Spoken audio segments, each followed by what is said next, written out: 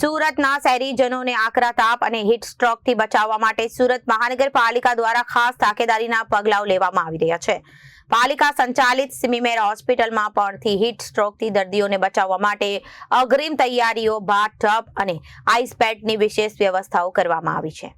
ઉનાળાની સિઝન શરૂ થઈ ગઈ છે। માર્ચ મહિનામાં જ આકરી ગરમી પડી રહી છે। આગાહી પ્રમાણે ગરમીનો પારો 40 ડિગ્રીની આસપાસ પહોંચી શકે છે।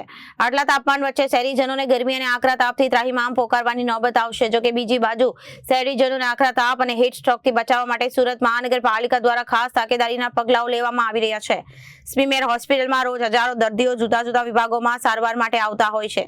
અહીં ફક્ત સુરત જ નહીં પરંતુ આસપાસના તેમજ નજીકના ગામડાઓથી પણ દર્દીઓ સારવાર માટે આવે છે। હવે સિમીમેર હોસ્પિટલ તંત્ર દ્વારા આકરા તાપ અને વધતા તાપમાનને ધ્યાને રાખીને હીટવેવની સંભાવનાઓ વચ્ચે દર્દીઓ માટે ખાસ વિશેષ કાળજી લેવામાં આવી રહી છે।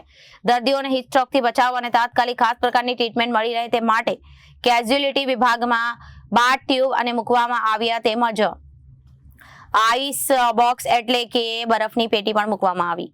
સિમીમેરના ડોક્ટરના જણાવ્યા પ્રમાણે ગરમીમાં જ્યારે કોઈ પણ દર્દી અને હીટ સ્ટ્રોક એટલે કે લૂ લાગે ત્યારે તેનું બોડી ટેમ્પરેચર નોર્મલ કરતાં વધી જાય છે। સામાન્ય કરતાં હાઈ ગ્રેડ તાવનો પારો 105-106 સુધી પહોંચી જાય છે, જેના પગલે બેભાન થઈ શકે છે। કોઈ પણ બાબડિયા કરે આ ફાયદો એટલે કે દર્દીને લૂ લાગી જાય તો તેની જ્યારે સિમીમેર હોસ્પિટલમાં લાવવામાં આવશે ત્યારે તેની સારવાર માટે બાથ ટબની વિશેષ વ્યવસ્થા કરવામાં આવી છે। Bureau report, Janadesh news.